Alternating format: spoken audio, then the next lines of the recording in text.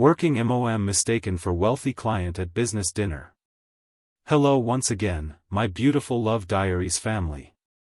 Here we are, gathering around our virtual fireplace once more, where stories of the heart warm even the coldest nights and remind us that love often arrives when we least expect it.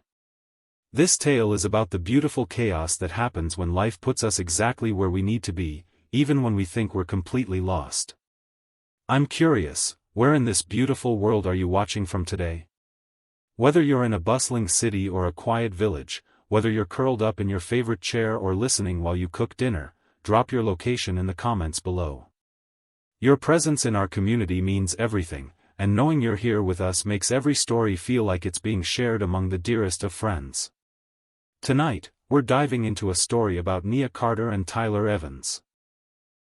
Two souls who thought they knew exactly what they were looking for, until a simple case of mistaken identity turned their worlds upside down. It's a reminder that sometimes the most profound connections begin with the biggest misunderstandings, and that authentic love has a way of seeing through every facade we think we need to maintain. So settle in, dear ones, because we're about to witness how a working mother's courage and a successful man's longing for something real can collide in the most unexpected and beautiful way. This is a story about finding love beyond the masks we wear, beyond the expectations society places on us, and discovering that sometimes being mistaken for someone else helps us find exactly who we're meant to be. Picture this: you're rushing to what you think is the most important job interview of your life, wearing a borrowed dress that costs more than your monthly grocery budget, and you walk into the wrong meeting entirely. But what if that mistake led you to the love you never knew you were searching for? The soft amber lighting of Meridian's most exclusive restaurant cast a warm glow over crisp white tablecloths and gleaming silverware. Tyler Evans adjusted his navy tie for the third time, his calloused fingers betraying the nervous energy coursing through him. At 34, he'd built Evans and Associates into one of the city's most respected architectural firms, but tonight felt different. This wasn't just another client dinner. Mrs. Victoria Ashford represented the kind of generational wealth that could transform his company's future. He glanced at his watch, 7:15. She was late, but then again, people with her kind of money operated on their own schedules. Tyler's brown eyes swept the restaurant's entrance, looking for the silver-haired society matron he'd researched online. Instead, his breath caught in his throat. Walking through the heavy glass doors was a woman who commanded attention without trying. She moved with quiet confidence despite the obvious nervousness in her dark eyes. Her dress, a deep burgundy that complemented her rich brown skin, fit her perfectly, though something in her posture suggested it wasn't quite her usual style. When she tucked a strand of hair behind her ear, Tyler felt something shift in his chest. Luke Mitchell, the restaurant manager, approached her with his practiced smile. "Good evening, miss. Do you have a reservation?" "I'm here for the 7 o'clock meeting," Nia Carter replied, her voice carrying a warmth that made Tyler lean forward slightly. "I think I'm supposed to meet someone about the Morrison project?" Luke's eyes lit up with recognition. "Ah yes, Mrs. Ashford. Mr. Evans is waiting for you right over there." He gestured toward Tyler's corner table, the one specifically chosen for its privacy and view of the city lights. Nia's heart hammered as she followed Luke's pointing finger. This wasn't the middle-aged executive assistant she'd expected to meet for what she thought was an interview for the marketing coordinator position at Morrison Development. Instead, a tall man rose from his seat, his warm brown eyes meeting hers across the restaurant.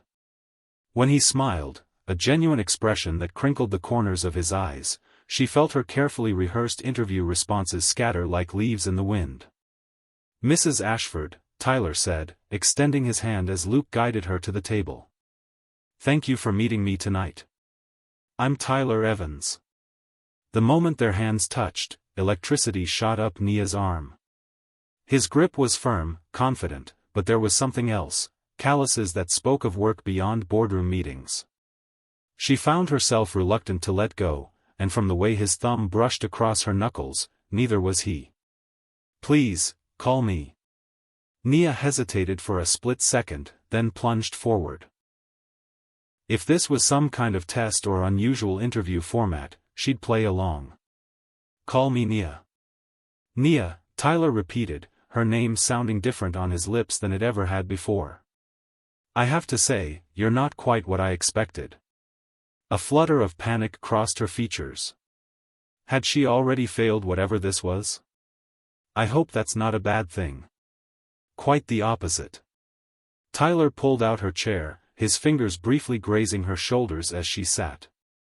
The scent of her perfume, something floral and subtle, nothing like the overpowering fragrances his ex-wife had favored, made him want to lean closer.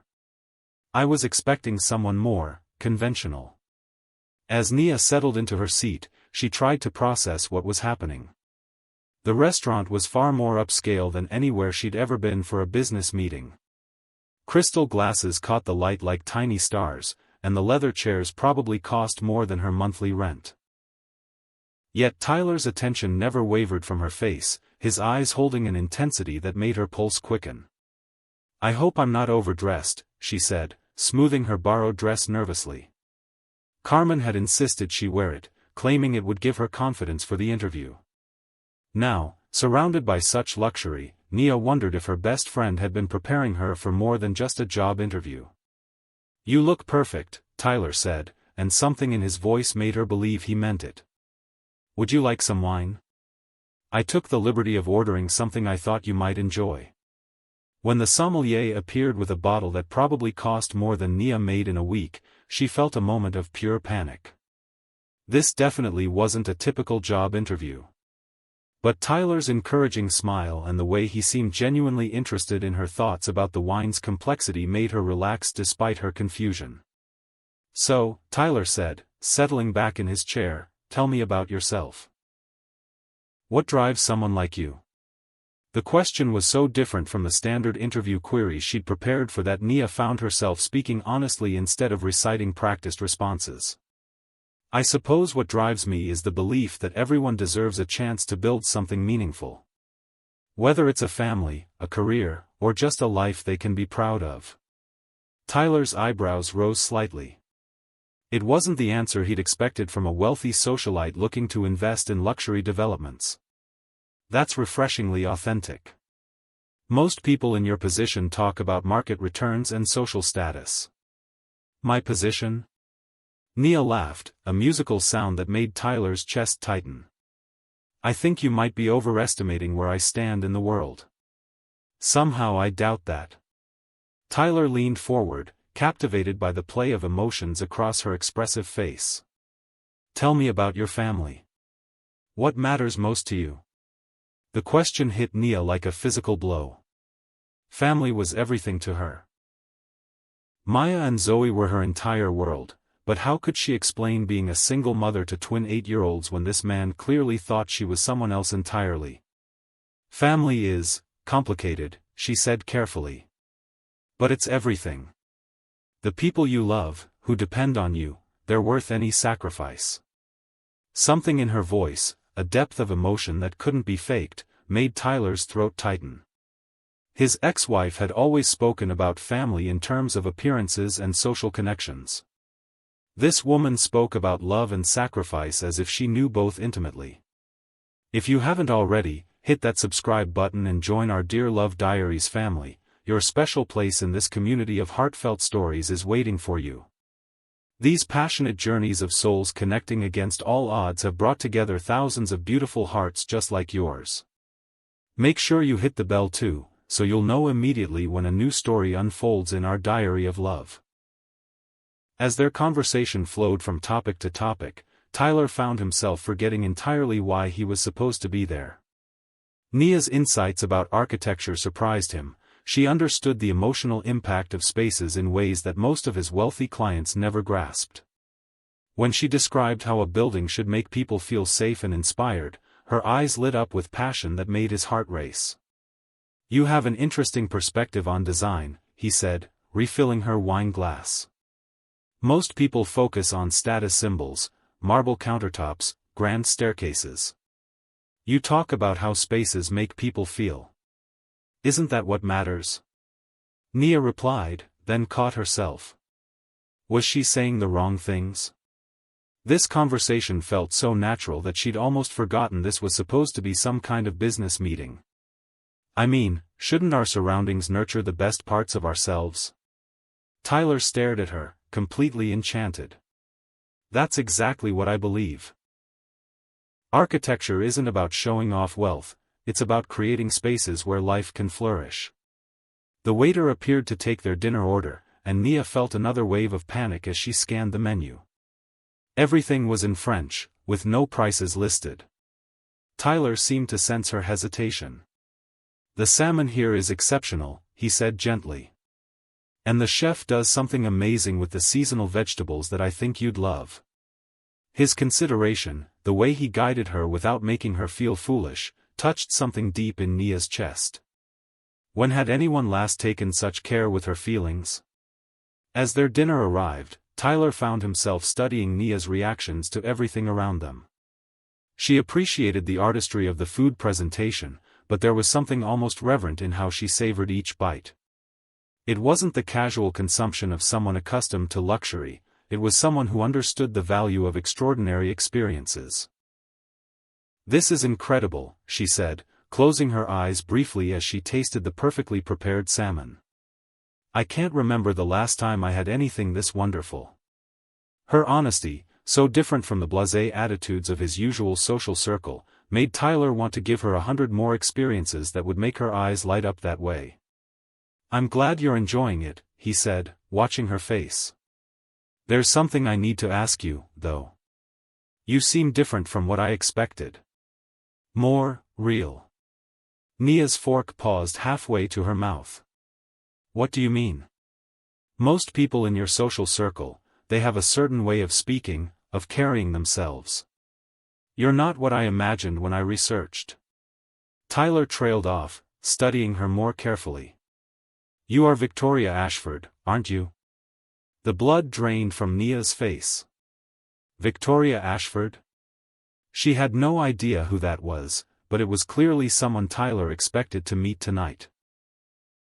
Someone wealthy enough to dine at restaurants like this, sophisticated enough to discuss architectural philosophy, important enough to warrant Tyler's obvious nervousness about making a good impression.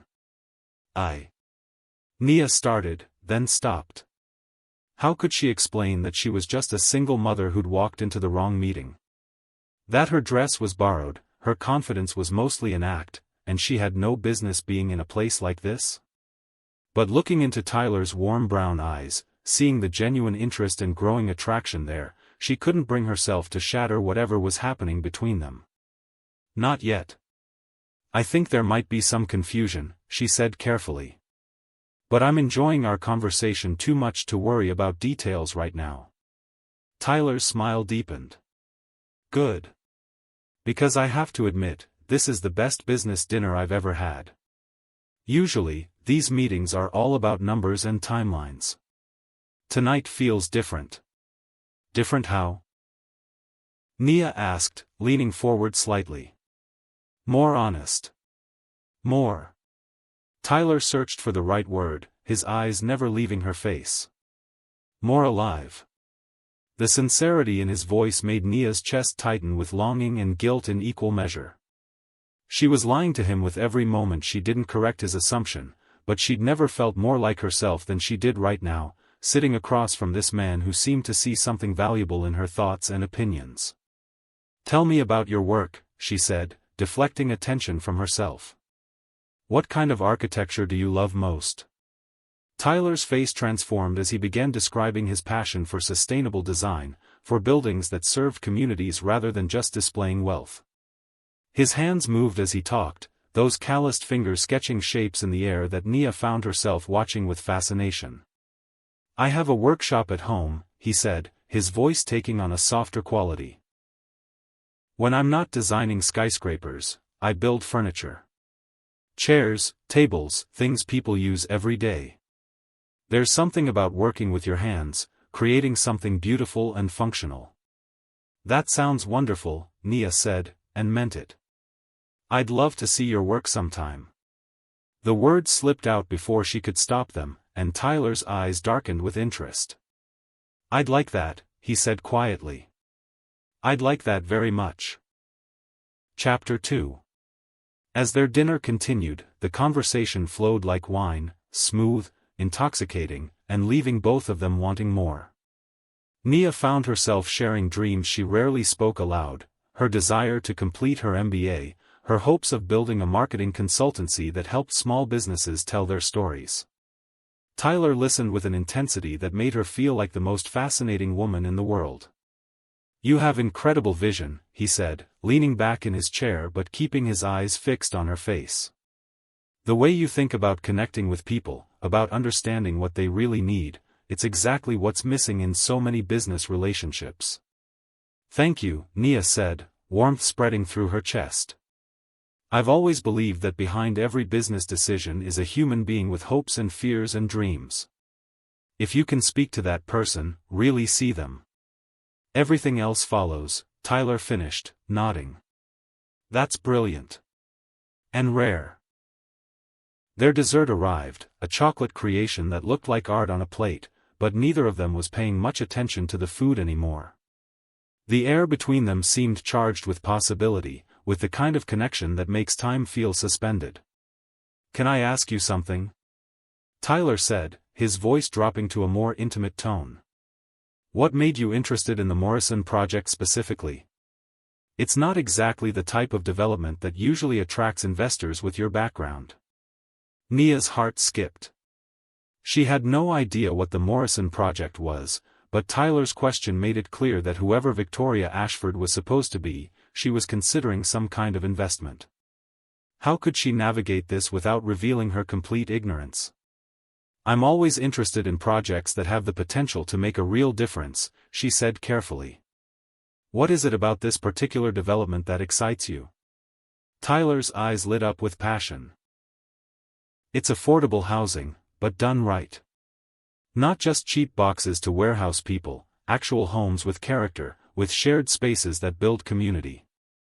Gardens where kids can play safely, workshops where neighbors can learn new skills together.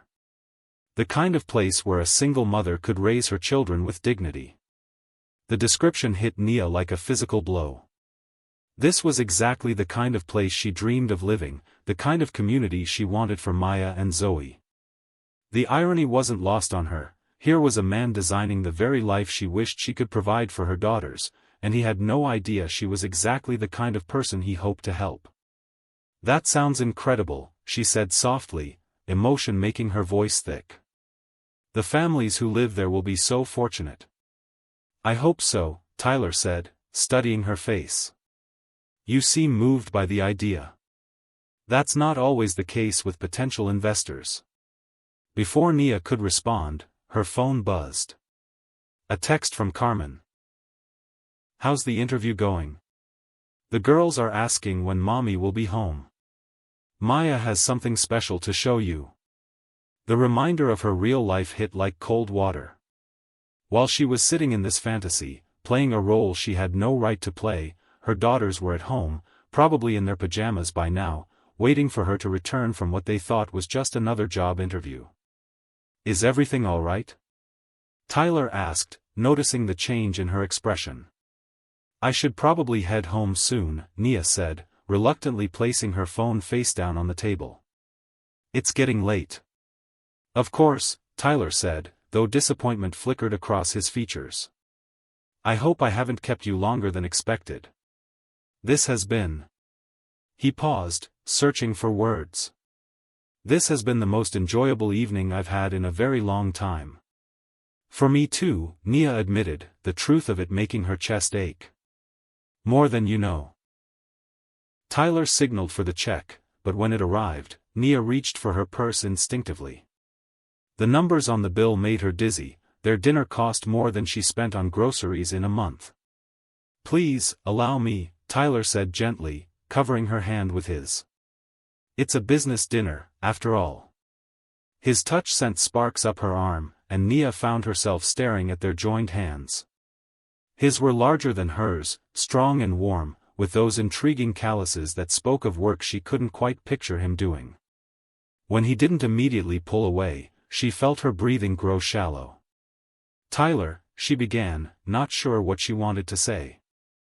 "I know we just met," he said quietly, his thumb brushing across her knuckles, "but I'd very much like to see you again. Perhaps we could discuss the project further over coffee tomorrow?" The hope in his voice nearly broke her heart. How could she explain that tomorrow she'd be back in her real world? Dropping the girls at school, rushing to her actual job, living in an apartment that could fit inside this restaurant's kitchen?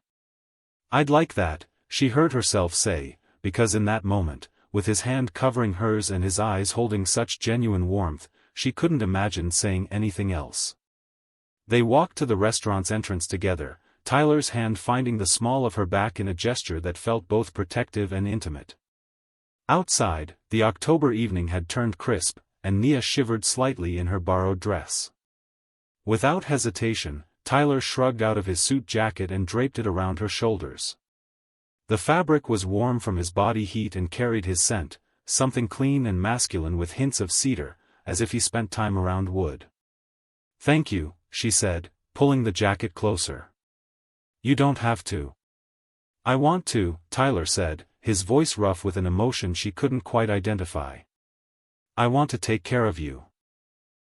The simple statement hung in the air between them, loaded with implications that made Nia's heart race. When had anyone last wanted to take care of her? When had she allowed herself to want that kind of protection? "I should call a taxi," she said, though every part of her wanted to prolong this magical evening. "Let me drive you home," Tyler offered immediately. "It's late, and I'd feel better knowing you got there safely." Panic fluttered in Nia's chest. She couldn't let him see her modest apartment, couldn't let him discover the carefully constructed illusion that had made this evening possible. "That's very kind, but I actually parked just around the corner," she lied, hating herself for it. "But thank you. For everything. Tonight was unexpected," Tyler finished, stepping closer. "In the best possible way." They stood there for a moment, neither wanting to break the spell that seemed to surround them. The city lights reflected in Tyler's eyes, and Nia found herself memorizing every detail of his face, knowing that tomorrow, this would all feel like a beautiful dream. "Good night, Nia," Tyler said softly, leaning down to brush a gentle kiss across her cheek. His lips lingered for just a moment longer than propriety demanded, and she felt the whisper of his breath against her skin. "Good night, Tyler," she whispered back, her voice barely audible. She walked away on unsteady legs, not daring to look back until she'd turned the corner. Only then did she allow herself to lean against a brick wall and try to process what had just happened. Tyler's jacket still wrapped around her shoulders felt like an embrace, a reminder of the most extraordinary evening of her life. But as she pulled out her phone to call a real taxi, one she could barely afford after already splurging on the babysitter, reality crashed back over her like a cold wave. She wasn't Victoria Ashford. She wasn't a wealthy investor with the power to make Tyler's dreams come true. She was just Nia Carter, single mother, part-time student, and now, inadvertent heartbreaker. Because there was no way this could continue. Tomorrow, she would have to find a way to tell Tyler the truth, and when she did, this beautiful fantasy would shatter like glass. The taxi pulled up, and as Nia slid into the back seat, she carefully folded Tyler's jacket and held it against her chest. For tonight, she would allow herself to remember how it felt to be seen, to be valued, to be desired by a man who seemed to genuinely appreciate her mind as much as her beauty. Tomorrow, she would figure out how to return to being invisible again. Tell me in the comments, have you ever found yourself in a situation where you had to pretend to be someone you're not? How did it feel to wear that mask, and what happened when it came time to take it off? I have a feeling many of you have walked in Nia's shoes, caught between the person you are and the person you think the world wants you to be. Chapter 3. The next morning arrived too quickly, bringing with it the harsh light of reality and two 8-year-old girls who had no idea their mother's world had tilted completely off its axis the night before. "Mommy, you're dreaming again," Maya announced, tugging on Nia's pajama sleeve as she stood frozen in the kitchen, Tyler's business card clutched in her hand. "The cereal is getting soggy." Nia blinked, focusing on her daughter's concerned face. Maya had her father's sharp eyes but thankfully none of his selfish streak. At 8, she was already fiercely protective of both her mother and her quieter twin sister, Zoe. "Sorry, baby," Nia said, quickly finishing the breakfast routine that usually ran like clockwork. "Did you finish your math homework?" "Yes, and Zoe finished her book report," Maya said proudly. "Are you okay, Mommy? You seem different today." Different. If only Maya knew how much one evening could change everything. Nia glanced at Tyler's jacket, hanging carefully in her tiny closet where it looked absurdly expensive next to her thrift store finds. "Just tired, sweetheart. Come on, let's get you two ready for school." The familiar morning chaos of backpacks, lunchboxes, and last-minute permission slip signing should have grounded her, but Nia kept finding herself touching her cheek where Tyler had kissed her goodbye. Even now, 12 hours later, she could still feel the warmth of his lips, still smell his cologne clinging faintly to her skin. At Morrison Marketing, her actual workplace, Nia tried to focus on the quarterly campaign analysis spread across her desk. But every few minutes, her eyes drifted to Tyler's business card, propped against her computer monitor like a small monument to her complicated situation. "Earth to Nia," Carmen's voice cut through her reverie. Her best friend and fellow single mother stood in the doorway of Nia's cubicle, holding 2 cups of coffee and wearing an expression of barely contained curiosity. "How did the interview go last night? You never texted me back." Nia glanced around the open office space, making sure no one was listening, then pulled Carmen into the small conference room they used for private conversations. "It wasn't an interview," Nia said, sinking into one of the worn chairs.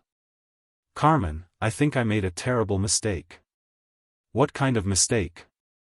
Carmen set down the coffee cups and studied her friend's face.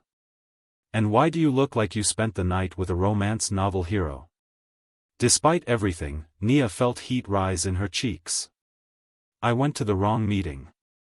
The restaurant, the time, everything was right, but the person expecting me, wasn't expecting me at all." Carmen's eyebrows shot up. "What do you mean?" "There was this man, Tyler Evans. He's an architect, successful, gorgeous, and he thought I was someone else entirely. Someone wealthy and important who was supposed to discuss some investment opportunity with him. And you didn't correct him?" Carmen's voice held no judgment, only curiosity. "I tried to, at first. But Carmen, the way he looked at me, the way he listened when I talked about my dreams. When was the last time a man like that treated me like I had something valuable to say?" Carmen reached across the table and squeezed Nia's hand. "Honey, you always have something valuable to say. If other men haven't recognized that, it's their loss, not your fault." "But that's just it," Nia said, her voice dropping to a whisper. "With Tyler, I felt like myself. Not a struggling single mother, not someone constantly worried about making ends meet. Just me. And he seemed to genuinely enjoy my company." "That's because you're genuinely enjoyable company," Carmen said firmly. "But Nia, what happens now?" "He's going to expect to see this wealthy investor again." Before Nia could answer, her phone buzzed. Tyler's name appeared on the screen, and her heart immediately started racing. "That's him," she whispered to Carmen, who immediately leaned closer. "Answer it," Carmen mouthed. With trembling fingers, Nia accepted the call. "Hello?"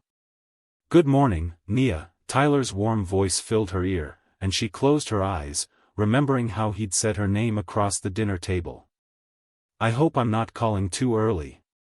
I wanted to thank you again for last night." "Thank you," Nia managed. "It was a lovely evening. I was wondering if you were free for coffee this afternoon. There are some additional aspects of the Morrison project I'd love to discuss with you." And, his voice dropped slightly, becoming more intimate, "I have to admit, I can't stop thinking about our conversation." Nia's free hand pressed against her chest, trying to calm her racing heart. Carmen was making urgent gestures, mouthing words Nia couldn't quite decipher. That sounds wonderful, Nia heard herself say. Where did you have in mind? There's a small place called The Grind near downtown. It's nothing fancy, but they make excellent coffee and it's quiet enough for conversation. Would 2 o'clock work? The Grind. Nia knew it well. It was the coffee shop where she often studied for her MBA classes, nursing a single cup for hours because it was all she could afford. The irony of meeting Tyler there, in one of the few places where she felt comfortable, wasn't lost on her. 2 o'clock sounds perfect, she said. Excellent. I'm looking forward to seeing you again, Nia. After hanging up, Nia stared at her phone as if it might provide answers to her increasingly complicated situation. You said yes, Carmen observed. I said yes, Nia confirmed. Carmen, what am I doing? This is going to end in disaster. Maybe, Carmen said thoughtfully. Or maybe it's time you stopped selling yourself short. Nia, from what you've told me, this man was attracted to you, the real you. Your thoughts, your dreams, your perspective on life. That doesn't change just because you're not actually wealthy. But I lied to him. By omission, but still. You went along with his assumption, Carmen corrected. There's a difference. And honey, if he's half the man you think he is, he'll care more about who you are than what you have. Nia wanted to believe her friend, but years of struggle had taught her that most people, especially successful ones, made judgments based on appearances and circumstances. Tyler had been attracted to the idea of her, sophisticated, financially secure, uncomplicated. The reality of her life, 2 children, a tiny apartment, student loans, and a constant juggling act between work and school, was far less appealing. Still, as she tried to focus on her work for the rest of the morning, Nia found herself planning what to wear to the grind. Not the borrowed designer dress this time, but something honest. Something that represented who she actually was. Meanwhile, across town, Tyler was having his own internal struggle. He'd arrived at his office early, hoping work would distract him from thoughts of the intriguing woman he'd met the night before. Instead, he found himself staring out his corner window at the city skyline, replaying every moment of their dinner conversation. You look like a man with something on his mind, Rebecca Sterling said, appearing in his doorway with her usual perfectly styled appearance and no-nonsense attitude.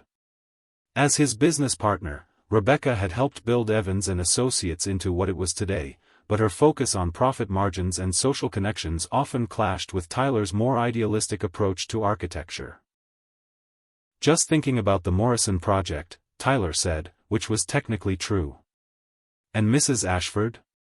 Rebecca stepped into his office, closing the door behind her. How did the dinner go? Will she be investing? Tyler hesitated. Something about Rebecca's tone made him reluctant to share details about his evening with Nia. She's considering her options. We're meeting again this afternoon to discuss specifics. Good, Rebecca said, settling into the chair across from his desk. Tyler, I know you have personal feelings about this project, but we need her investment to make it viable. The affordable housing angle is admirable, but it won't pay for itself. I'm aware of the financial realities, Tyler said, a slight edge creeping into his voice. But that doesn't mean we compromise on the vision. Just remember that vision without funding is just wishful thinking, Rebecca replied. Mrs. Ashford comes from old money. The kind of family that's used to returns on their investments. Make sure you're speaking her language. After Rebecca left, Tyler found himself questioning what he thought he knew about Nia. Her passion for the project had seemed genuine, but Rebecca's reminder about investors needing returns made him wonder if he'd misread her motivations. Still, there had been something in her eyes when he described the affordable housing units, something that felt like personal understanding rather than mere intellectual interest. He pulled up the research he'd done on Victoria Ashford before their meeting and frowned. The photos showed a silver-haired woman in her 60s, nothing like the vibrant, thoughtful woman he'd spent the evening with. Confused, he scrolled through several articles about the Ashford family's philanthropic activities, but none mentioned a daughter or granddaughter named Nia. An uncomfortable suspicion began to form in Tyler's mind, but he pushed it aside. There had to be an explanation. Perhaps Nia was a representative of the family, or maybe she'd taken her husband's name. Either way, he'd find out this afternoon. At exactly 1:45, Tyler arrived at the grind, choosing a corner table where they could speak privately. The coffee shop was a far cry from the elegant restaurant where they'd met the night before, exposed brick walls, mismatched furniture, and the comfortable hum of students and freelancers working at their laptops. It was the kind of place Tyler actually preferred, more honest and unpretentious than the upscale venues where he usually conducted business. When Nia walked through the door at 2:05, Tyler's breath caught just as it had the night before. But today, she looked different. Instead of the sophisticated burgundy dress, she wore dark jeans that hugged her curves and a soft blue sweater that brought out the warmth in her dark eyes. Her hair fell in natural waves around her shoulders, and she carried herself with the same quiet confidence that had first captured his attention. She was, if anything, even more beautiful than he remembered. "I'm sorry I'm late," Nia said as she approached his table. "I had trouble finding parking." Tyler stood to greet her, noting that she seemed nervous in a way she hadn't the night before. "No problem at all. Can I get you something to drink?" "Just coffee, black," Nia said, then caught herself. A woman of supposed means probably didn't drink plain black coffee. "Actually, maybe a latte?" "Coming right up," Tyler said, heading to the counter while Nia settled at their table. As she waited, Nia looked around the grind with familiar comfort. She'd spent countless hours here over the past 2 years, studying for her MBA classes at the small table by the window, nursing single cups of coffee and pretending not to notice when other customers ordered expensive specialty drinks without thinking twice about the cost. Tyler returned with their drinks and settled across from her, his warm brown eyes studying her face. "You seem different today," he observed. "More relaxed, maybe?" "This place is more my speed than last night's restaurant," Nia admitted, then immediately worried she'd said too much. "Mine too, actually," Tyler said, smiling. "I chose Meridian because I thought it would impress you, but I'm much more comfortable in places like this." His honesty surprised her. "You wanted to impress me?" "Very much," Tyler said, his voice dropping to that intimate tone that made her pulse quicken. "Nia, I have to ask you something, and I hope you'll be honest with me." Fear shot through her chest. Had he discovered who she really was? "What is it?" "Last night, when I mentioned the Morrison project, you seemed personally moved by the idea of affordable housing. More than most investors would be. Is there a particular reason this project matters to you?" Nia stared into her latte, watching the foam swirl as she considered how to answer.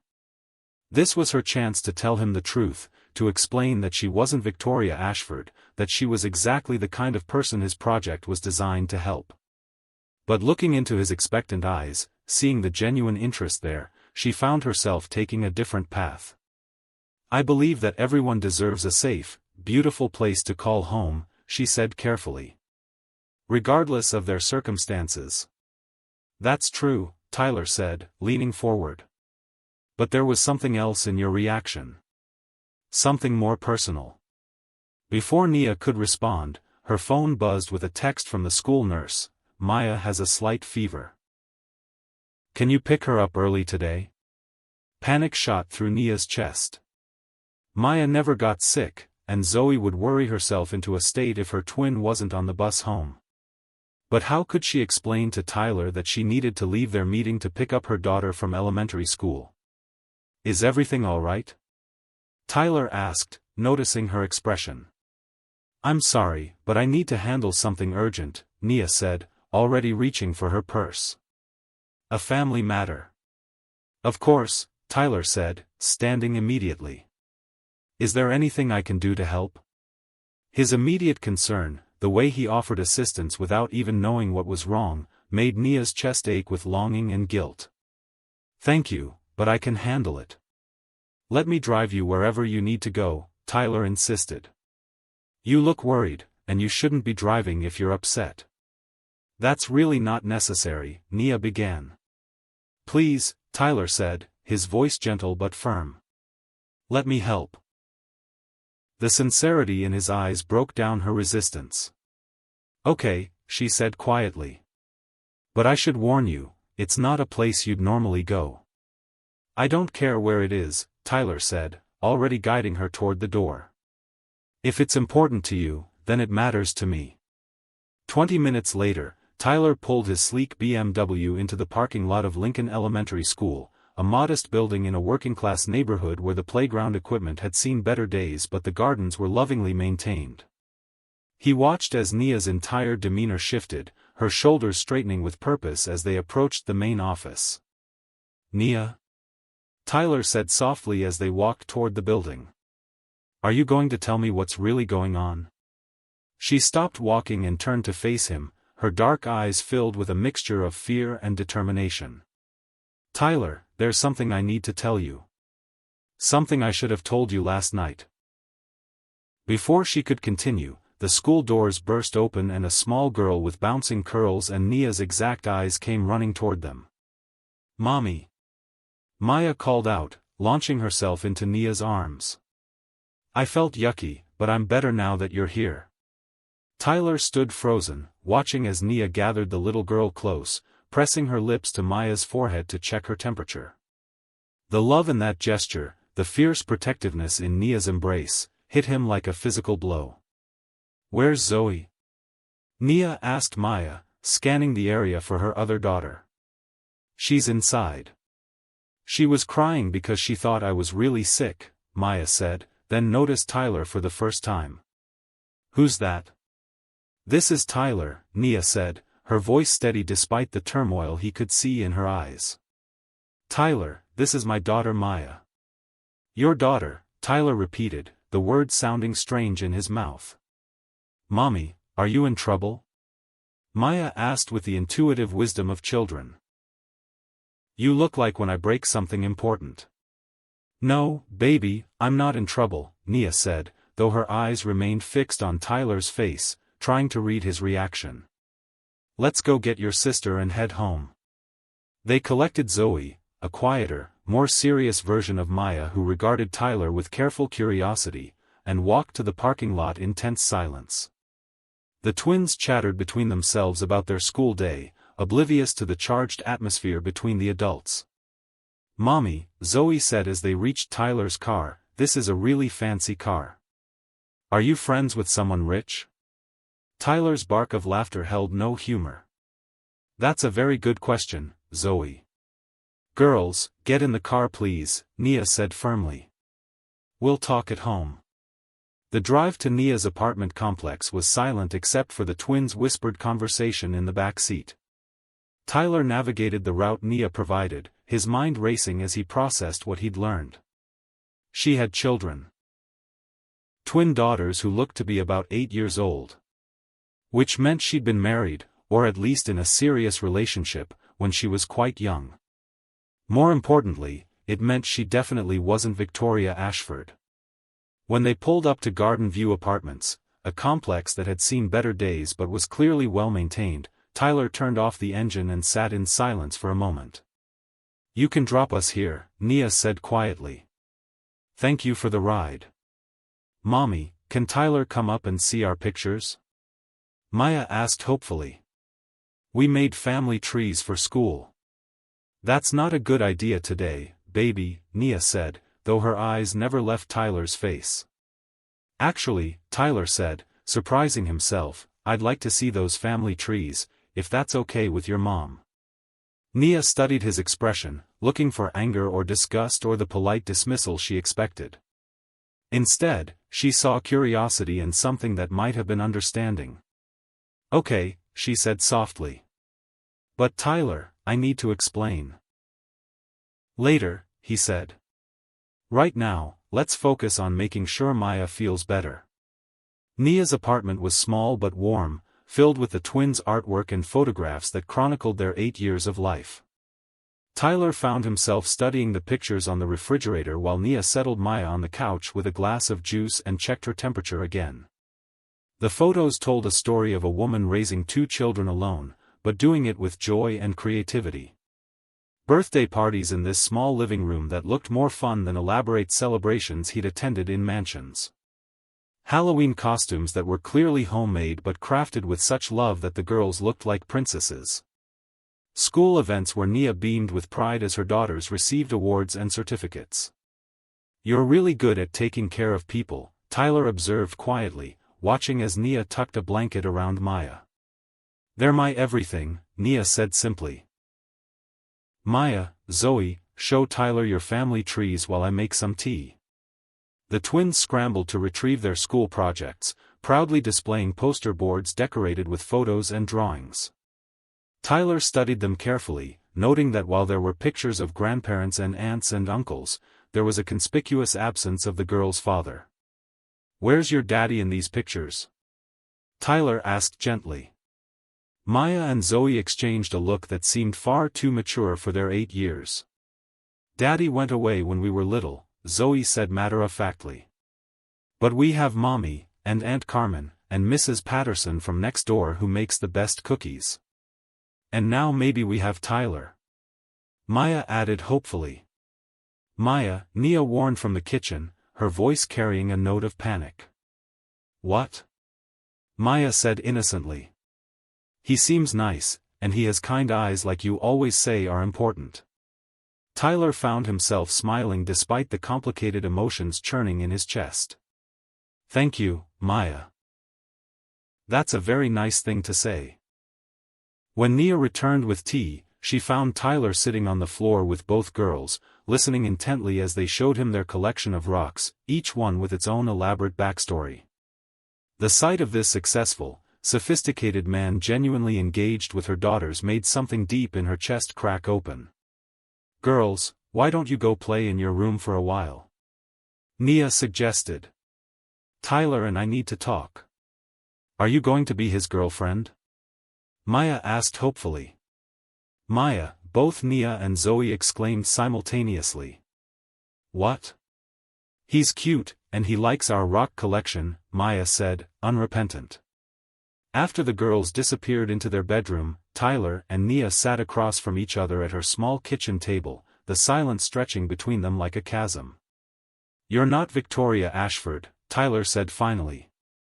"No, I'm not," Nia confirmed, her voice barely above a whisper. "I'm Nia Carter, single mother, part-time marketing coordinator, and full-time student working toward my MBA. I live in a 2-bedroom apartment that I can barely afford.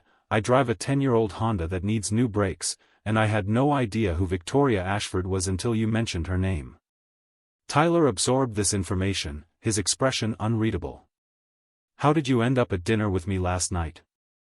"I thought I was meeting someone from Morrison Development about a marketing coordinator position," Nia explained.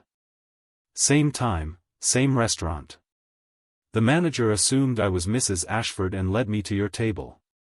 And you didn't correct the mistake." "I tried to, at first," Nia said, meeting his eyes directly.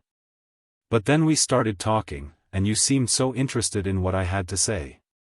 When was the last time someone like you treated me like I had value?" "Someone like me?" Tyler's voice held a sharp edge. "Successful. Established. The kind of man who usually looks right through women like me." Tyler was quiet for a long moment, processing not just her words but the hurt behind them. "What happened to their father?" he asked quietly.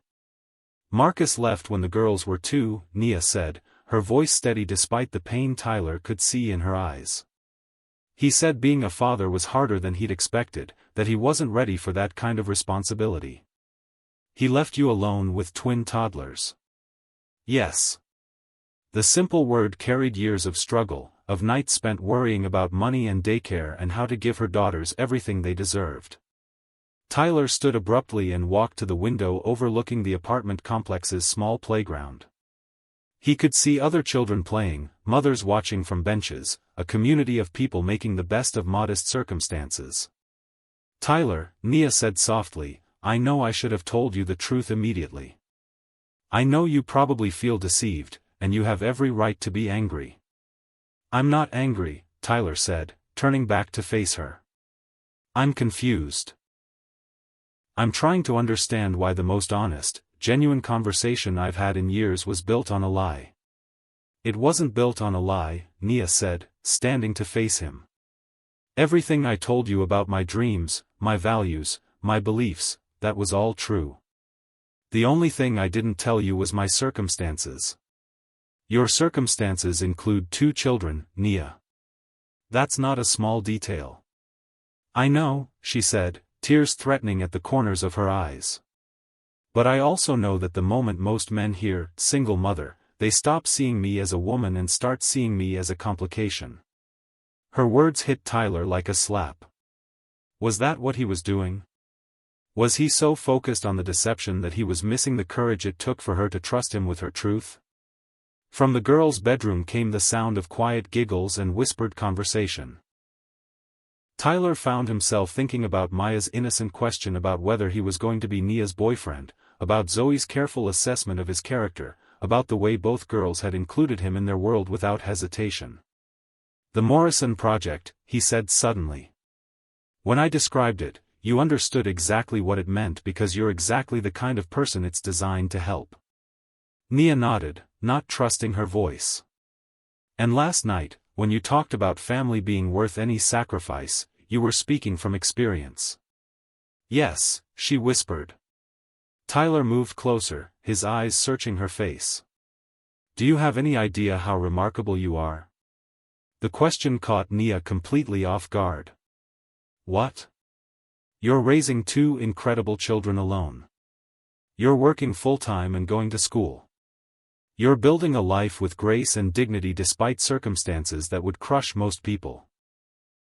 And somehow, in the middle of all that, you still have dreams that extend beyond just survival. Tyler. I've spent the last 2 years avoiding women because I was afraid of being valued for my money rather than myself, Tyler continued.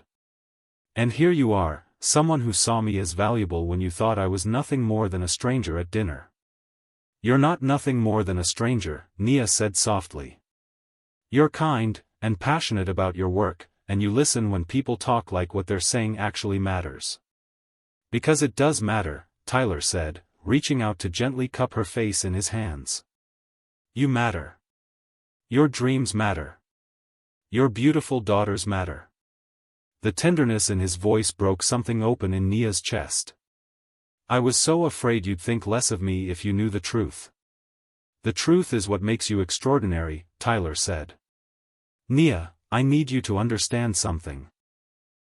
Last night wasn't about Victoria Ashford or business investments or any of that.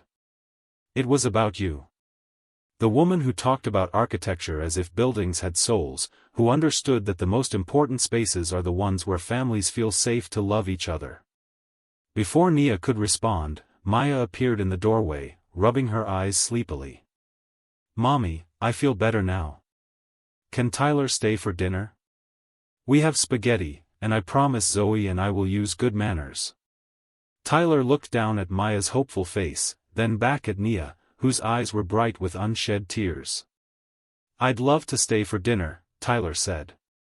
But only if your mom wants me to. Please stay, Nia whispered. Please.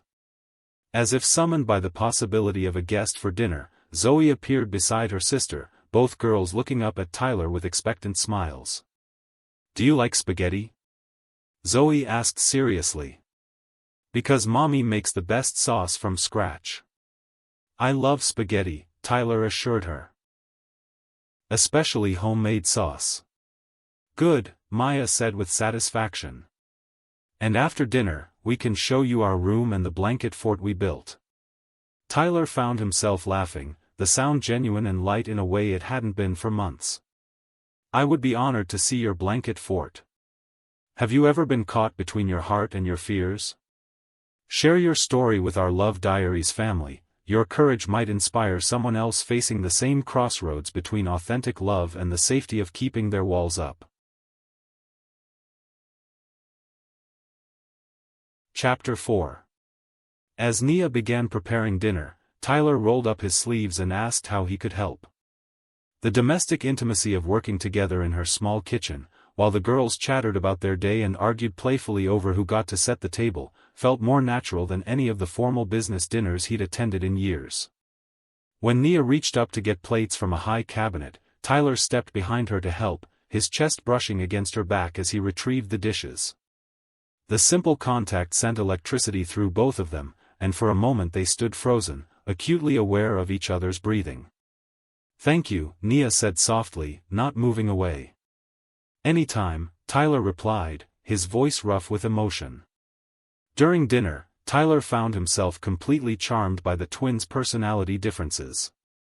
Maya was a natural performer, telling elaborate stories about her day that got more dramatic with each detail. Zoe was thoughtful and observant, asking Tyler careful questions about his work and nodding seriously at his answers. "Do you build houses for families like us?" Zoe asked as they shared Nia's homemade chocolate chip cookies for dessert. "I'm working on a project that would build homes for all kinds of families," Tyler said. "Families where moms work really hard to take care of their children, families where grandparents live with their grandkids, families that are just starting out and need a safe place to grow." "That sounds nice," Zoe said thoughtfully. "Will the kids have a good place to play?" "They'll have playgrounds and gardens, and spaces where neighbors can get to know each other," Tyler confirmed. "Like here," Maya said, gesturing around their modest apartment. "We know Mrs. Patterson and the Gonzalez family and everyone." Tyler glanced at Nia, seeing pride in her eyes at how well her daughters understood the value of community despite their limited resources. After dinner, the promised tour of the girls' room revealed a space that was small but magical. 2 twin beds with handmade quilts, shelves built from boards and bricks holding carefully organized books and toys, and in the corner, an elaborate blanket fort constructed with chairs and clothespins. "This is where we read stories," Maya explained, crawling into the fort. "Mommy does all the voices, even the scary ones. And this is where we keep our treasures," Zoe added, showing Tyler a shoebox filled with rocks, shells, and other small items that were clearly precious to them. Tyler spent 20 minutes sitting cross-legged in their blanket fort, listening to Maya read a story while Zoe quietly showed him each treasure and explained its significance. When Nia appeared to announce bedtime, she found the 3 of them laughing at Maya's dramatic interpretation of Goldilocks and the 3 bears. "Time for teeth brushing, girls," Nia said gently. "Can Tyler read us a bedtime story?" Maya asked hopefully. Tyler looked to Nia for permission, and she nodded, though he could see the emotion in her eyes. How long had it been since the girls had a man in their lives who wanted to participate in their bedtime routine? As Tyler read The Velveteen Rabbit in the girls' room, Nia cleaned the kitchen and tried to process the evening. Everything about Tyler's presence in their home felt right in a way that terrified her.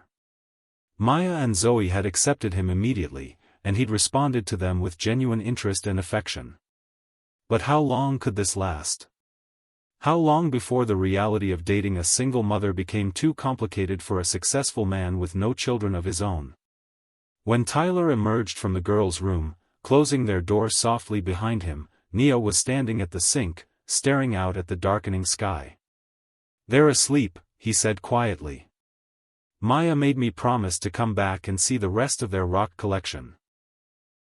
"Tyler," Nia began, not turning around. "I need you to understand what you'd be getting into.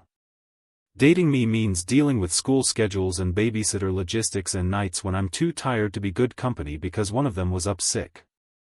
It means my ex-husband might show up at the worst possible moment, and people in your social circle questioning why you're with someone so obviously beneath your status." Tyler moved to stand behind her, his hands settling gently on her shoulders. "Are you trying to talk me out of this?" "I'm trying to be realistic," Nia said, finally turning to face him. "I can't be the uncomplicated woman you thought I was last night." "I don't want uncomplicated," Tyler said firmly. "Nia, I want real.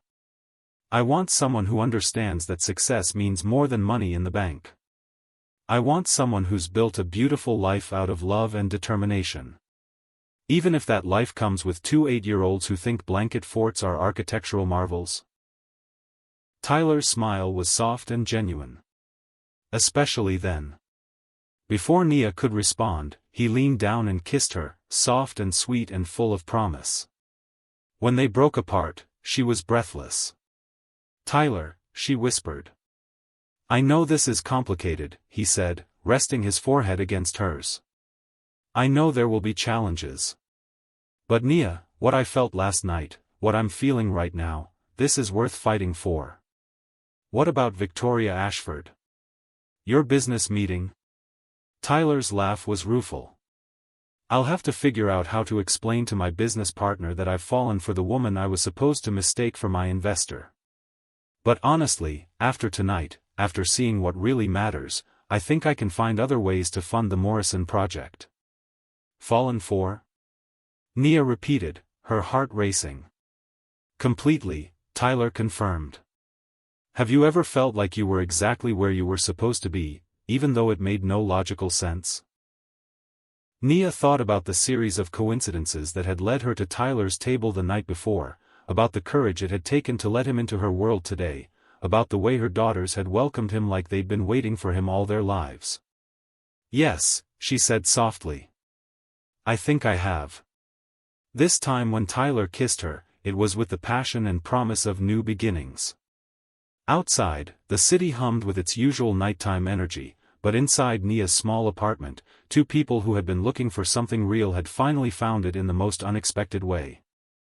When they finally broke apart, both breathing hard, Tyler rested his hands on either side of Nia's face and looked into her eyes.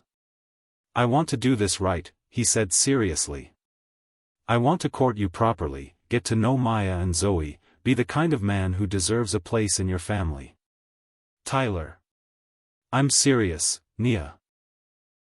I want movie nights and homework help and teaching the girls how to use power tools safely when they're older. I want Sunday morning pancakes and school plays and all the beautiful, messy, wonderful reality of the life you've built." Tears spilled over Nia's cheeks as she realized that Tyler wasn't just accepting her circumstances, he was embracing them. He wanted to be part of the family she'd worked so hard to create and protect. "Are you sure?" she whispered. "I've never been more sure of anything in my life," Tyler said, brushing away her tears with his thumbs. "The question is, are you willing to take a chance on us?" Nia thought about the courage it had taken to walk into that restaurant the night before, about the fear she'd felt when Tyler discovered her truth, about the way her daughters had looked at him like he might be the answer to prayers they were too young to articulate. "Yes," she said, her voice stronger now. "Yes, I'm willing to take that chance." As Tyler kissed her again, Nia felt something she hadn't experienced in years: hope. Not just for herself, but for the possibility that love could be more than just surviving together. It could be thriving, building something beautiful from honesty and vulnerability and the courage to let someone see all of who you really are. Tomorrow would bring challenges, explaining to Maya and Zoe what Tyler's presence in their lives might mean, figuring out how to navigate their different worlds, dealing with the practical realities of blending their lives together. But tonight, standing in her small kitchen with this man who saw her worth not despite her circumstances but because of the strength those circumstances had revealed, Nia felt like anything was possible. The mistaken identity that had brought them together was just the beginning. The real love story was what they would build together, one honest moment at a time. Chapter 5. 3 weeks later, Tyler was learning that dating a single mother meant embracing a completely different rhythm of life. Instead of spontaneous dinner dates, they planned carefully around school schedules and babysitter availability. Instead of quiet romantic evenings, they often found themselves at soccer practice or school events, stealing glances and brief touches while Maya scored goals and Zoe cheered from the sidelines. And Tyler had never been happier. "Tyler, watch this." Maya called out from the playground at Morrison Elementary, hanging upside down from the monkey bars with the fearless confidence of childhood. "I can do the whole thing backwards." "That's impressive," Tyler called back, automatically moving closer in case she needed spotting. Beside him, Nia smiled at how naturally he'd taken on the protective instincts that came with caring for children. "She's just like you," Tyler observed, watching Maya swing across the bars with determination. "Fearless when she sets her mind to something." "She's braver than I am," Nia said softly. "Both of them are. They just accept new people into their lives with open hearts. It took me 30 years to learn what they know instinctively." Tyler took her hand, intertwining their fingers. "You're the bravest person I know. Do you have any idea what kind of courage it took to let me into your world?" Before Nia could respond, Zoe appeared at their side, slightly out of breath from playing tag with the other children. "Tyler, are you coming to our school art show next week?" she asked with the serious tone she used for important questions. "I painted a picture of our family, and I want you to see it." "Our family?" Tyler repeated, his heart skipping a beat.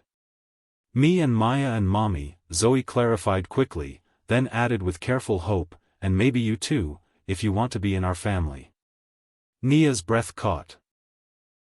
They hadn't talked to the girls about what Tyler's presence in their lives meant long-term, but clearly the twins had been forming their own conclusions. "I would be honored to be part of your family," Tyler said seriously, crouching down to Zoe's eye level. "But that's a decision your mom and I need to make together, okay?" "Okay," Zoe said, satisfied with this answer. "But I already painted you in the picture, just in case." After the girls ran off to play on the swings, Tyler and Nia sat on a bench watching them, both processing Zoe's casual declaration. "Tyler," Nia began, but he stopped her with a gentle touch to her arm. "I know what you're going to say," he said. "That it's too soon, that the girls are getting too attached, that we should slow down." "Shouldn't we?" Nia asked, though her heart rebelled against the idea. "Nia, I've been thinking about this a lot," Tyler said, turning to face her fully. "I've dated women for months without feeling a fraction of what I feel for you after 3 weeks. And watching you with Maya and Zoe, seeing the kind of mother you are, the kind of person you are. I don't want to slow down. I want to speed up." "What does that mean?" Tyler took her hands in both of his expression serious. "It means I want to meet your parents. I want you to meet my father. I want to take the girls to my workshop and teach them how to sand wood properly. I want to help Maya with her math homework and read bedtime stories to Zoe when she has nightmares. Tyler.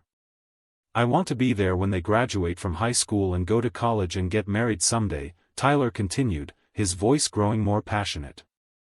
"I want to build you the house you've always dreamed of, with a workshop for me and an office for your MBA work and bedrooms where the girls can have sleepovers with friends." Nia stared at him, overwhelmed by the scope of the future he was painting. "You've thought about all of that?" "Every day," Tyler confirmed. "Nia, I love you. I love Maya and Zoe.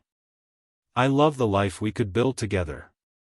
The words hung in the air between them, and Nia felt her carefully constructed walls crumbling completely. "You love us?" "Completely. Unconditionally. Forever," Tyler said. "And I need you to know that whatever challenges we face, whether it's your ex-husband or my business partner's disapproval or just the normal complications of blending our lives, I'm not going anywhere." Tears spilled down Nia's cheeks as she realized that Tyler wasn't just offering love, he was offering the security and stability she'd been too afraid to hope for since Marcus left. "I love you too," she whispered. "So much it scares me." "Don't be scared," Tyler said, pulling her closer. "Be excited. Be hopeful. Be ready for the most amazing adventure of our lives." Before Nia could respond, Maya came running over with grass stains on her knees and joy radiating from her face. "Mommy, are you crying?" she asked with concern. "Did Tyler say something mean?"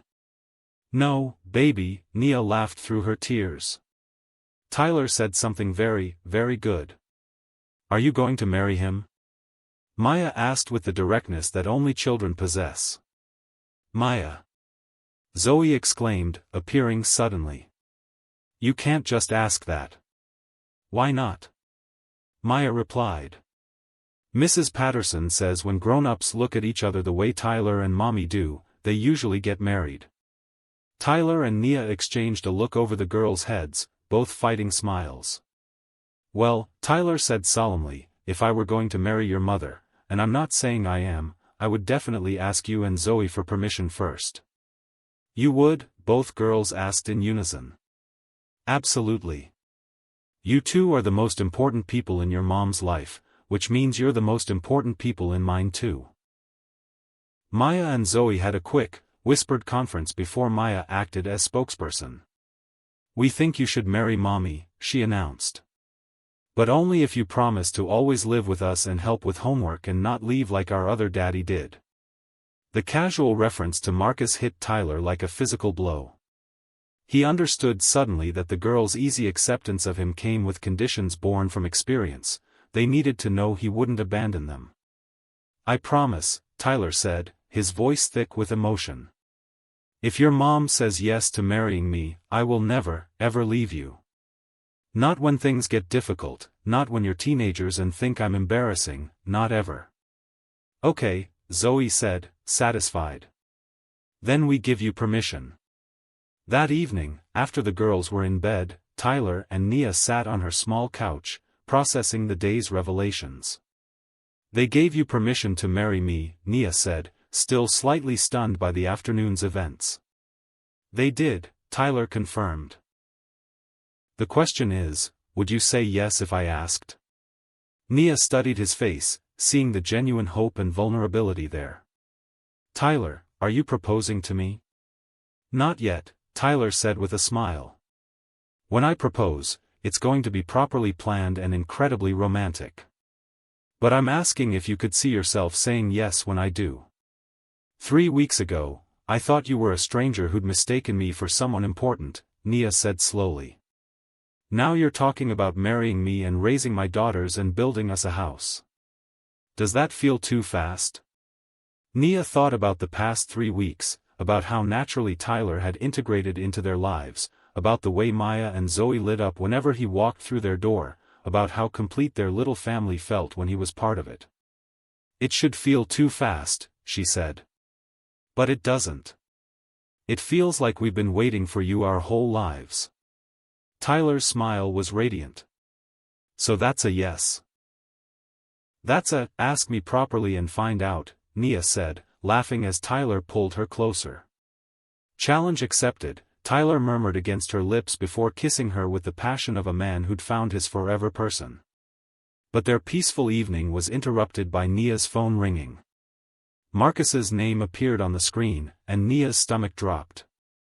Her ex-husband only called when he wanted something, and it never turned out well.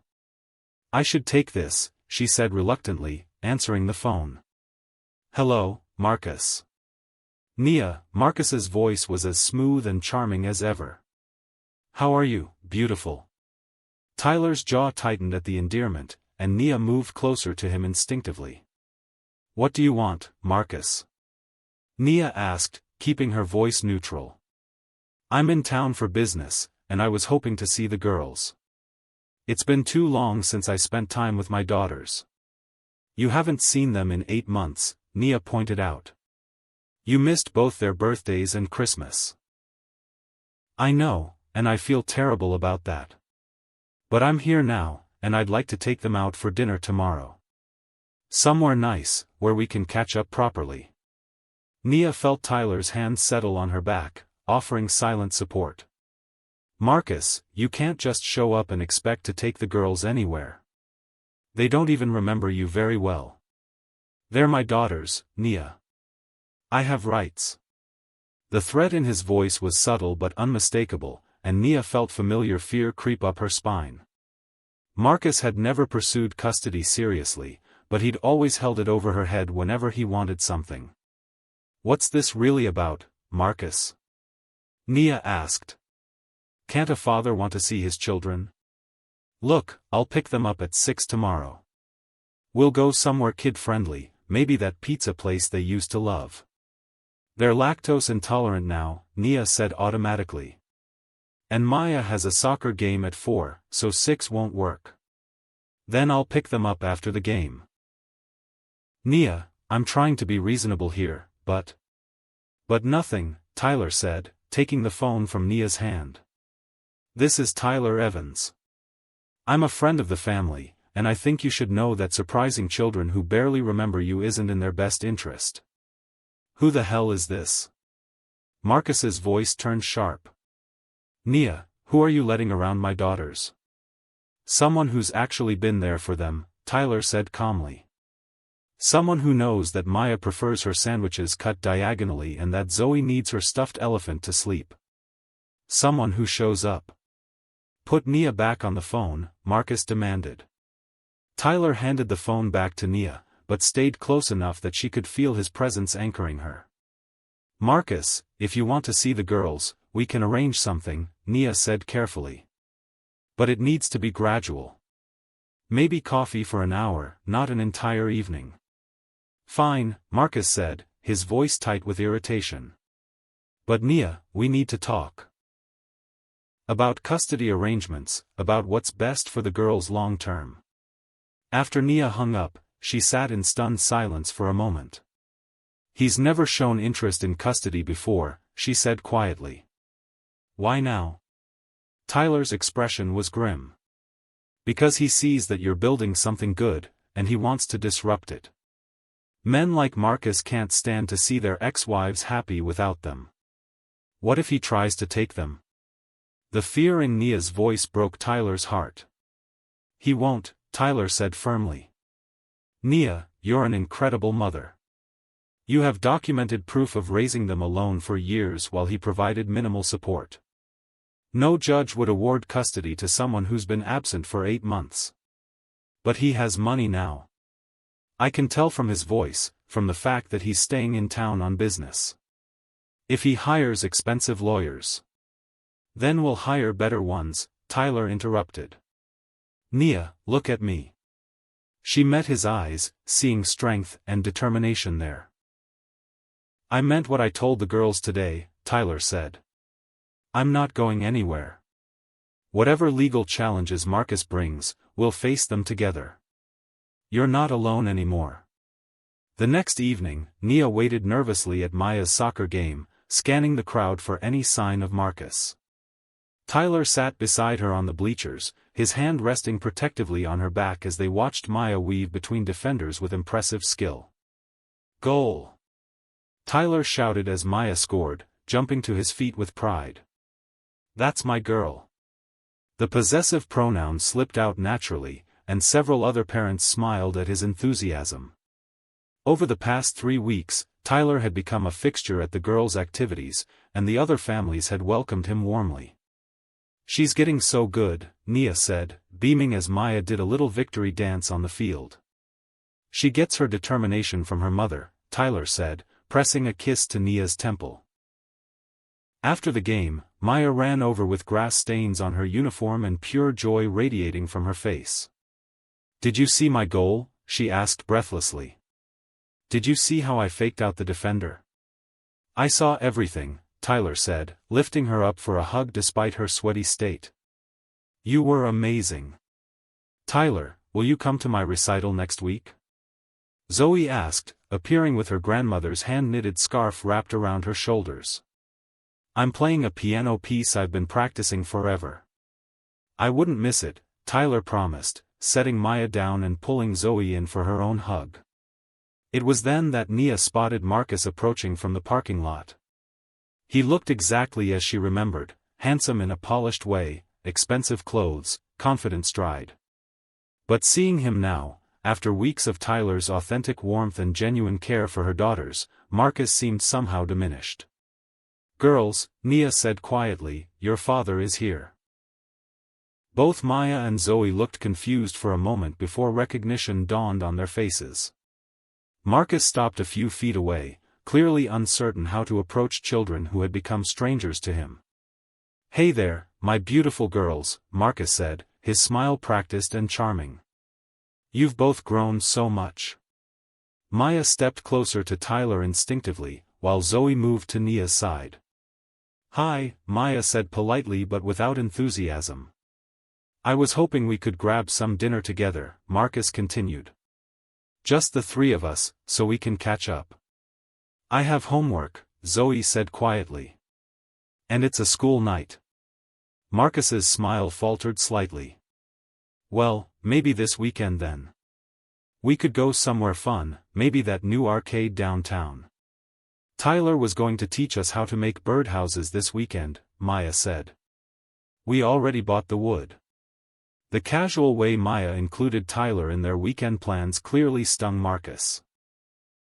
His eyes shifted to Tyler for the first time, taking in his height, his obvious comfort with the children, the way Nia stood close to him. You must be the boyfriend, Marcus said, his tone carefully neutral. Tyler Evans, Tyler said, extending his hand. And you must be Marcus.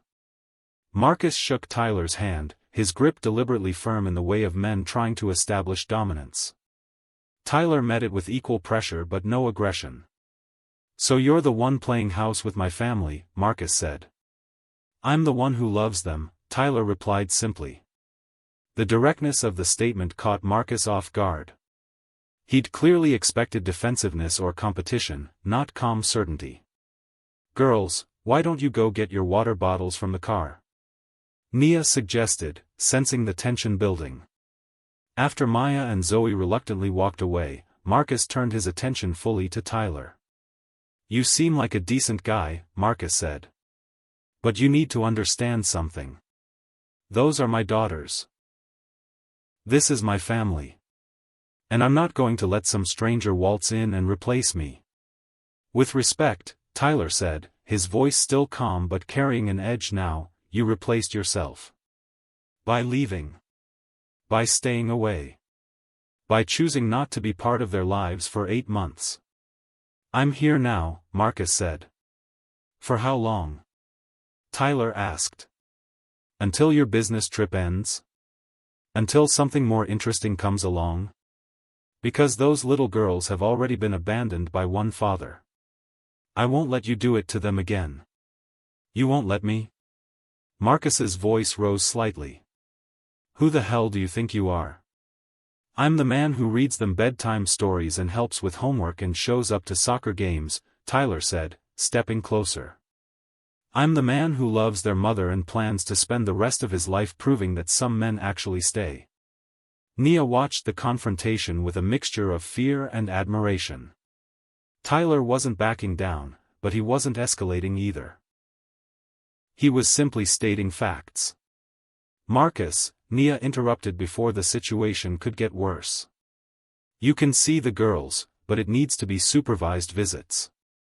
1 hour, at a public place, with me present. That's ridiculous, Nia. They're my children. Children you haven't seen in 8 months, Nia reminded him. Children who don't really know you anymore. If you want to rebuild a relationship with them, you need to do it slowly and on their terms. Marcus looked like he wanted to argue further, but Maya and Zoe returned just then, both girls gravitating toward Tyler and Nia rather than their biological father. So, dinner this weekend? Marcus asked, forcing brightness into his voice. Saturday lunch, Nia countered. Noon to 1 o'clock. At the family restaurant on Maple Street. Fine, Marcus said, clearly frustrated. But Nia, this conversation isn't over. We need to discuss long-term arrangements. After Marcus left, Tyler knelt down to Maya and Zoe's level. Are you okay? He asked gently. I know that was probably confusing. Why doesn't our daddy know that we don't like arcades? Zoe asked with the devastating honesty of children. Because he hasn't been around to learn what you like, Tyler said carefully. But that doesn't mean he doesn't love you. Sometimes grown-ups make mistakes that hurt the people they care about. Do you make mistakes? Maya asked. All the time, Tyler admitted. But when I do, I try to fix them and do better next time. Will you still teach us to make birdhouses even if our daddy wants to see us? Zoe asked, and Tyler's heart broke a little at the worry in her voice. Of course, Tyler said firmly. Nothing is going to change our plans. I promised you birdhouses, and you're getting birdhouses. That night, after the girls were in bed, Tyler and Nia sat at her kitchen table, both processing the evening's events. He's going to fight for custody, Nia said quietly. I can see it in his eyes.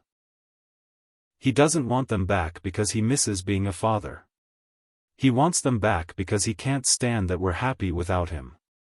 Then we'll be ready, Tyler said. Nia, I want you to call my lawyer tomorrow. Jennifer Walsh specializes in family law, and she's the best in the city. Tyler, I can't afford. We can afford it, Tyler interrupted gently. This is what I meant when I said you're not alone anymore. Nia stared at him, overwhelmed by his willingness to fight for a family that wasn't even legally his yet. Why? She asked. Why are you willing to take all this on? The legal bills, the drama, the complication of dating a woman with an ex-husband who's going to make our lives difficult? Tyler reached across the table and took her hands in his. Because love isn't about finding someone with no complications, he said. It's about finding someone worth fighting for. And Nia, you and Maya and Zoe are worth every fight. Before Nia could respond, he stood up and moved to kneel beside her chair. In fact, Tyler said, his voice suddenly nervous, there's something I wanted to ask you. Nia's breath caught as Tyler reached into his pocket and pulled out a small velvet box. Tyler. I know we said I'd do this properly and romantically, Tyler said, opening the box to reveal a stunning but understated diamond ring. But after tonight, after seeing Marcus try to assert his claim on you and the girls, I realized I don't want to wait. I want the whole world to know that you're my family. Tears spilled down Nia's cheeks as she stared at the ring, beautiful but not ostentatious, classic but with unique details that showed Tyler had chosen it. Nia Carter, Tyler said, his voice thick with emotion, will you marry me? Will you let me be Maya and Zoe's stepfather? Will you build a life with me that's even more beautiful than what you've already created? Tyler, Nia whispered, then stopped, overwhelmed by the moment. I know the timing isn't perfect, Tyler continued. I know we're about to face a custody battle and all the complications that come with blending our lives. But I also know that I want you by my side for all of it. I want to wake up every morning knowing that whatever challenges we face, we're facing them together. Nia thought about the journey that had brought them to this moment, the mistaken identity that had seemed like a disaster, the fear she'd felt when Tyler discovered her truth, the courage it had taken to let him into her carefully protected world. And now here he was, not just accepting her complications but embracing them, not just loving her but loving her daughters as if they were his own. Yes, she said, her voice growing stronger with each word. Yes, I'll marry you. Yes, you can be Maya and Zoe's stepfather. Yes to all of it. Tyler's smile was radiant as he slipped the ring onto her finger, a perfect fit, because somehow Tyler seemed to understand exactly what she needed in every aspect of life. Should we wake the girls and tell them? Tyler asked, pulling Nia into his arms. In the morning, Nia said, laughing through her tears. Let them sleep. Tomorrow we'll start planning our life together. Our life together, Tyler repeated, as if testing the words. I love the sound of that. As they held each other in Nia's small kitchen, both of them marveling at the ring that caught the light from the overhead fixture, neither could have imagined how much their lives would change from one chance encounter. The mistaken identity that had brought them together had become the foundation for something real and lasting and beautiful. Chapter 6. 6 months later, Tyler stood in his workshop, now expanded to include a special section for children's projects, watching Maya and Zoe put the finishing touches on a birdhouse that would soon hang in the garden of their new home. The house Tyler had designed specifically for their blended family featured an open-concept kitchen where Nia could supervise homework while cooking dinner, a study where she could complete her MBA work, and bedrooms for the girls that were twice the size of their old apartment rooms. Tyler, is it straight? Maya asked, holding up her section of the birdhouse with intense concentration. Perfect, Tyler assured her, feeling the familiar warmth that came with watching his daughters, because that's what they were now, legally, and in every way that mattered, work on projects with such determination. The custody battle with Marcus had been as ugly as they'd anticipated, but it had also revealed exactly who Marcus truly was. When faced with the reality of regular visitation schedules and the actual work of parenting, Marcus had gradually lost interest.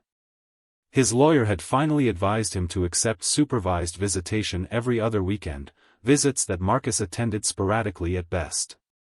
The girls had adjusted to their new reality with remarkable resilience.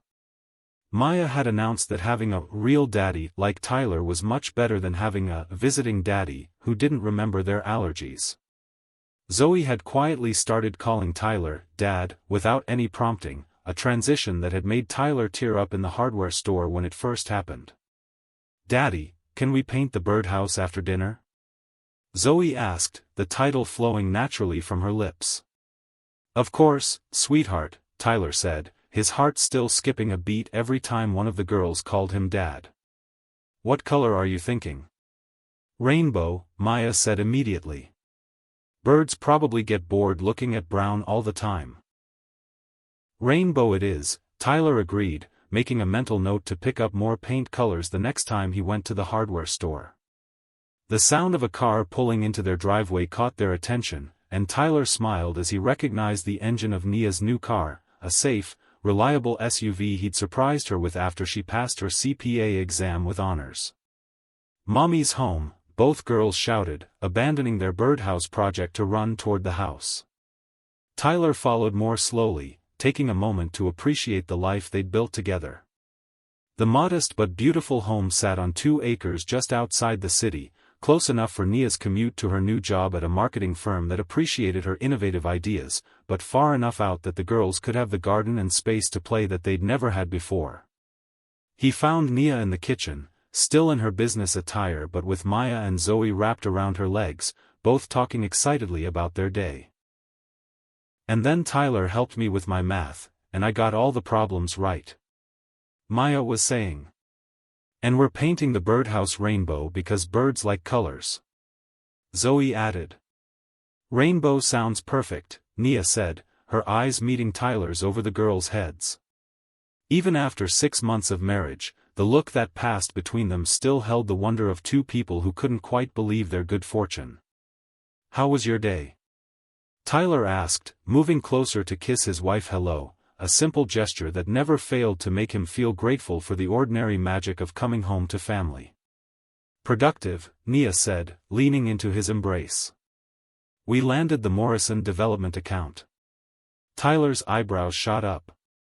"The affordable housing project?" "The very one," Nia said with satisfaction. "Turns out my personal understanding of the target demographic made all the difference in our pitch." "That's incredible," Tyler said, spinning her around while the girls giggled at their parents' silliness. "We should celebrate. Pizza night," Maya suggested immediately. "With ice cream for dessert," Zoe added. "It's a deal," Tyler said. "But first, your mom and I have something to tell you." Both girls immediately grew serious, and Tyler realized they were still sometimes waiting for bad news, for the other shoe to drop in their too-good-to-be-true life. "Good news," Nia said quickly, recognizing their expressions. "Very good news." Tyler and Nia exchanged a look, then Tyler knelt down to the girls' level. "How would you feel about having a baby brother or sister?" he asked gently. Maya and Zoe stared at him for a moment, processing this information. "A real baby?" Maya asked. "Like, a tiny one that cries and drinks bottles?" "Eventually," Nia said, her hand moving instinctively to her still flat stomach.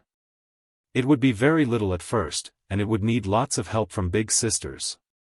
We'd be the best big sisters ever," Zoe declared immediately. "We'd teach the baby about our rock collection and how to build blanket forts. And I'd share my soccer ball," Maya added generously. "Even if it's a boy baby." Tyler felt tears prick his eyes as he watched his daughters, because they were his daughters, in every way that mattered, embrace the idea of expanding their family with characteristic enthusiasm. "So you're happy about this?" Nia asked. Super happy, both girls said in unison, then launched themselves at their parents for a group hug that somehow perfectly encapsulated everything beautiful about their blended, chosen, fiercely loving family. That evening, after pizza and ice cream and rainbow birdhouse painting, Tyler and Nia sat on their back porch watching Maya and Zoe chase fireflies in the yard. Nia's head rested on Tyler's shoulder, and his hand covered hers on her stomach where their child was growing. Do you ever think about that night at the restaurant? Nia asked softly. How different our lives would be if I hadn't walked into the wrong meeting. All the time, Tyler admitted. But I don't think it was wrong. I think it was exactly right, just not in the way either of us expected. The real Victoria Ashford finally called, you know, Nia said with amusement. She wants to discuss the Morrison project. Apparently she heard about our firm's approach to affordable housing and thinks it aligns with her philanthropic goals. Life has a sense of humor, Tyler observed. We'll probably end up getting her investment after all. Would that bother you? Working with the woman I was supposed to be that night? Tyler considered this, watching their daughter's laughter float across the evening air. No, he said finally. Because the woman you were supposed to be brought me to the woman you actually are. And the woman you actually are is perfect. As if summoned by their conversation, Maya came running over with a jar full of fireflies. Look how many we caught, she said proudly. Can we keep them? Fireflies need to be free to do their job, Tyler explained gently. But we can watch them for a few minutes, then let them go so they can make the whole yard magical. Like how you made our family magical? Zoe asked, appearing with her own jar. Tyler's throat tightened with emotion. Your family was already magical, sweetheart. I just got lucky enough to become part of it. After the girls released their fireflies and were tucked into bed with stories and goodnight kisses, Tyler and Nia stood at their bedroom window watching the lights dance across their yard. I love you, Nia said, the words carrying the weight of everything they'd built together. I love you too, Tyler replied, pulling her closer. All of you. This whole beautiful, complicated, perfect life we've created. Even when Maya decides the baby needs to learn soccer before it can walk. Especially then, Tyler said, laughing. Our children are going to be amazing. Our children, Nia repeated, still marveling at the way that sounded. Tyler, do you think we would have found each other if not for that night? If the universe hadn't conspired to put us in the same place at the same time? Tyler thought about this seriously, considering the forces that had aligned to bring them together, Nia's courage in pursuing new opportunities, his own longing for authentic connection, the simple human error that had led her to his table. Yes, he said finally. Maybe not that night, maybe not that way, but eventually. Love like this doesn't happen by accident, Nia. It happens because two people are ready to recognize something real when they find it. Even when it comes disguised as a case of mistaken identity? Especially then, Tyler said, kissing her temple. The best love stories always start with the most unlikely meetings. As they prepared for bed, both of them tired but deeply content, Nia caught sight of herself in the dresser mirror. She looked different than she had a year ago, not just because of the elegant pajamas Tyler had bought her or the wedding ring that caught the light on her finger, but because of the confidence that came with being truly seen and valued for exactly who she was. Thank you, she said suddenly. For what? Tyler asked, looking up from where he was setting his alarm. For seeing me. That first night, when I was pretending to be someone else, you saw me. The real me. And you chose that person over the illusion. Tyler moved to stand behind her at the mirror, his hands resting on her shoulders as they looked at their reflection together. Nia, he said softly, you were never pretending to be someone else. You were just wearing different clothes. Everything that mattered, your heart, your dreams, your incredible strength, that was all you. In the mirror, Nia could see their life reflected back at them, family photos on the dresser, Tyler's architectural drawings scattered on the desk next to her MBA textbooks, evidence of the beautiful ordinary life they'd built from one extraordinary moment of connection. And in a few months, there would be a crib in the corner, and Maya and Zoe would tiptoe in to peek at their baby sibling, and their family would continue to grow and evolve and love with the kind of fierce dedication that makes houses into homes and strangers into soulmates. What masks do we wear that keep us from authentic connection? Share your thoughts about finding love beyond society's expectations, because sometimes the most beautiful love stories begin when we're brave enough to let someone see who we really are beneath all the pretenses we think we need to maintain.